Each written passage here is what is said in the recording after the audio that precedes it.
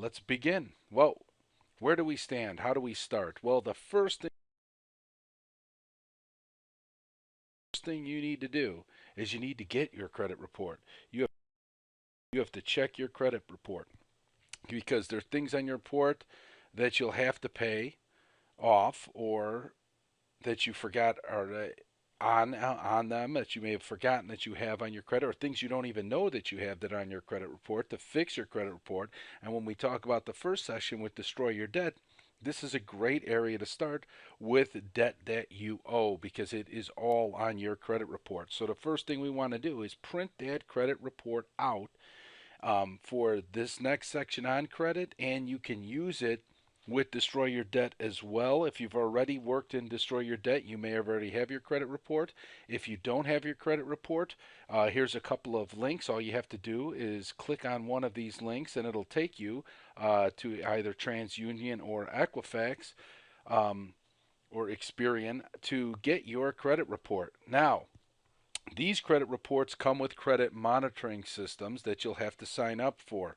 You don't have to keep on them, but my suggestion to you and my recommendation is that you keep the credit monitoring for, I don't know how much it is, maybe $20 a month at the most.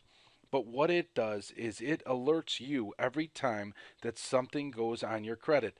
Whether your credit score goes up or down, it gives you an alert and lets you know exactly what's going on. And I think it's extremely important if you have lower credit that you monitor your credit. You can go to annualcreditreport.com and get a free credit report from all three bureaus, but it does not include your score. And your score, and including your FICO score, is what companies go on when they're looking to give you loans, to give you mortgages, to give you banks accounts. These are the things. Your score is the most important factor, and that's what we're going to be doing, is trying to clean up your credit report to get your score up there and higher, because it's going to work out beneficially for you if you do. So be careful when if you do go get a free credit report, it will not include the score itself. And this is the factor we need. It also does not include a credit monitoring system, which means that you can only get the credit report once a year, and you'd have to wait another year before you can get the free credit report on annualcreditreport.com. And here, if you sign up for the free monitoring, you can unlimited times go on and find out your credit score to see if it's moving up or if it's moving down or what's on it and what's going to get off of it. So my recommendation is you get one of these with the monitoring system. I know it's $20 a month. I know if you're trying to destroy your debt, that's an expense, but this is an expense that you cannot afford not to have. The reason I say this is because your credit in this day and age, unfortunately, credit is everything. When my grandparents were around, they didn't have credit. They saved up their cash and they paid for stuff. And it's an excellent way to do to budget. But right now, how many people can afford to go out and buy a house for $300,000 or a car for $25,000 or $30,000 cash? Not many people. So it's important to build up your credit. It's important to get your credit score up, which is what we're going to talk about today. So the first thing we're going to do is get your credit report. We're going to go over it, and we're going to start to work on helping you repair it. So you don't need to go to anybody else to help you with it out. You could take this free class, and we're going to work on getting your credit score up. Okay? So that's where we're going to stand. What I'm going to do is expect for you to maybe take a break here, go get your credit score, click one of these links, go through the paperwork itself, get your credit score printed out, and then come back to the presentation and start here or on the next slide. Okay? So I'm assuming that you've left, and what we're going to talk about is your credit score. The first thing we have to do, we're going to look at your credit score and make sure that the information is correct. This is all the information, the personal information. I'll go through section by section on this, but you also make sure you print off your report for your records. Why? Because we want to keep track of what you're doing to your credit report and how you're correcting it. And the way to do that is to print it out. You can save it as a PDF to your computer if you'd like, which is a great thing to do. But I also would like you to have a hard copy, because when you have a hard copy, you can write on it, you can cross it out, you have numbers with you. You can bring it with you. Um, Not like you're going to carry it around with you, but you can bring it with you to work if you need to make phone calls out in your lunch hour or so forth. It gives you a hard copy, something to work with. Okay? What are the differences here between a hard inquiry and a soft inquiry on a credit report? Well, what you've just done is run a soft inquiry, which has no effect whatsoever on your credit score. If you go to buy a house or buy a car or apply for a credit card, that is a hard inquiry. And if you have too many hard inquiries in short amount of time, it will affect your credit score. Now, later in this episode and later on the supplementary, if you do have a lot of hard inquiries, I have letters that you can write out to have those removed. Personal experience, I went to purchase a car. They ran my credit. They ran my credit 21 times to different credit agencies without my approval. That dropped my credit score down. Therefore, it stays on for 2 years, a hard inquiry. I had to write letters to all three credit bureaus to have them taken off because they were not authorized to run my credit 22 times. They were authorized to run my credit once. So these are the types of things that if you don't monitor your credit score, you're not going to know, and it can adversely affect your credit score. And that's what we need to correct. Okay. Now, what is a credit monitoring service? Well, I talked about it a little bit before, and it's going to help you to build up your credit, to understand what's going on. Knowledge is power, and the more knowledge you have, the more power you have on ability to change things. I know there's a cost. You can go through and find the one that costs the cheapest amount, if you want to try to save money. But this is one of those things that is extremely important for you, future wise, to be able to um, get your credit score working, is you need to monitor it. Okay. The knowledge on what's your credit report and updates can save you so many hassles compared to what that costs. All right. And it's extremely true. If you know what's on your credit report, you know what you're faced with when you go to apply for a loan or try to get a house. You know what knowledge is power. All right, that's the most important thing. It's important to know what's on your credit report and try to keep off the things that aren't yours, especially when we talk about, in a little bit, a little later in this presentation, identity theft, which is a huge problem, or just errors that are accidentally put onto your credit report. So be extremely careful. The next thing we want to do is understand your credit report itself.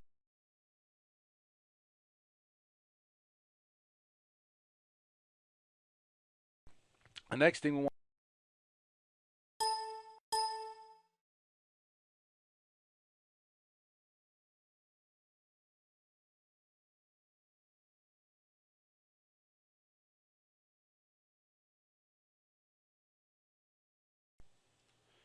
Now, if you've searched destroyyourdebt.org, you've probably seen this posted up there because it's helped you to understand what your credit score is. Well, how it's broken down by the credit bureaus. First is your payment history. And this is the most important concept of the score, the component of your score. It makes up 35% of it. If you don't pay things on time, it is going to adversely affect your credit rating and your credit score. It's extremely important that you pay things. I know we've all been there. We've paid late on certain things. We've been 30 days late on payments. Things happen in life. Sometimes it's not your fault. But if we're moving forward, this is going to take time to correct. You have to make sure that you pay things on time because that's the biggest component of it. If you can't pay it on time, you need to talk to whomever you're owing a payment to and work with them so that they do not report it to your credit score. Okay? The second thing is the amount of money you owe. And this makes up 30% of your credit score. If you have cars, maybe two cars, a mortgage, you have $10,000 in credit card debt, this is going to affect your credit report again because it's going to bring your credit score down because you owe too much money.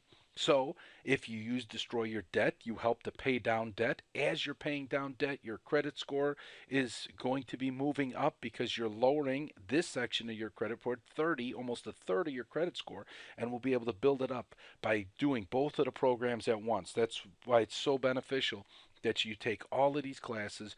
Um, They're free online. Anything I can do to help you, let me know. Please go on destroyyourdebt.org. Go to the discussion board. Help other people out there to really help to build your credit and get some ideas how to save money and how to pay down debt. And if you have anything that we don't discuss in this program that helped you while you're doing this, little tips or tricks, share them with everyone. We're trying to create a big network of individuals on destroyyourdebt.org, on the discussion board, to help each other out to get out of here, because no one wants to be in debt. If you're in debt, you are handcuffed by what you can do. So the key is getting out of debt, and the key is getting your credit score up. And this will give you the financial freedom that you can do anything with.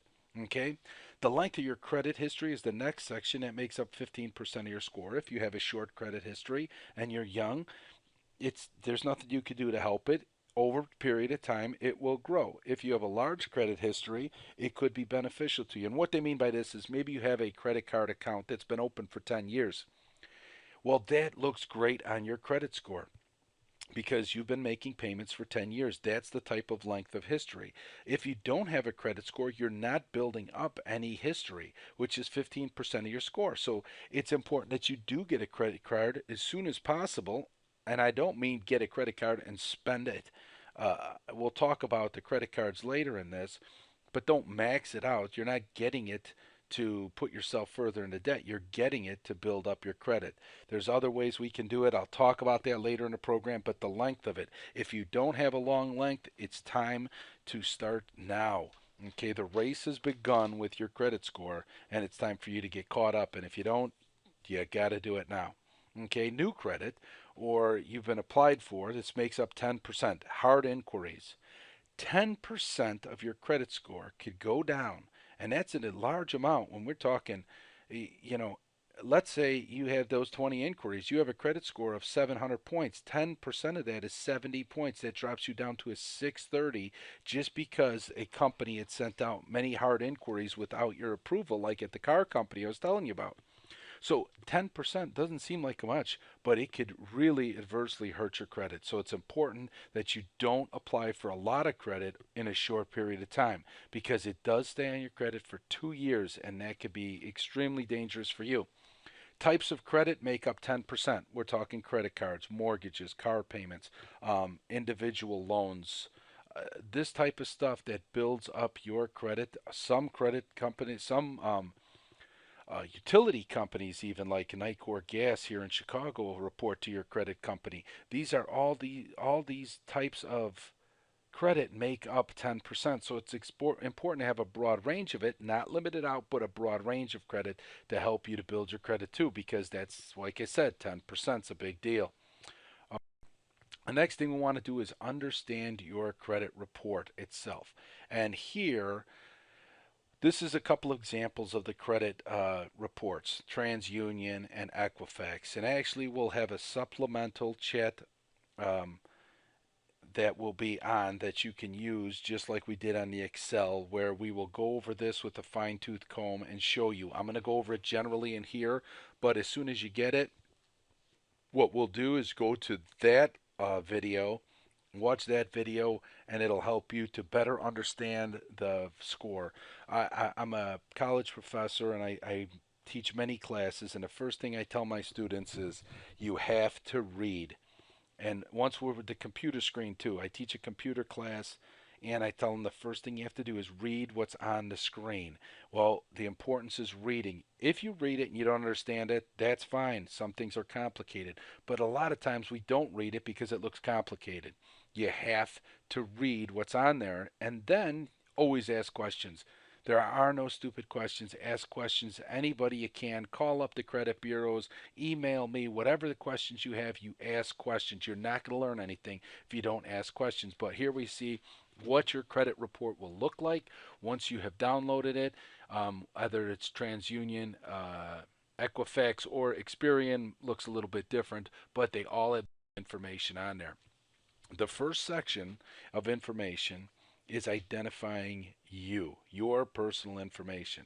In this part, your credit history, you'll find your personal information, including your name, other names you have may used in a recent past. Mine will say Jeff, Jeffrey, Jeffrey Allen.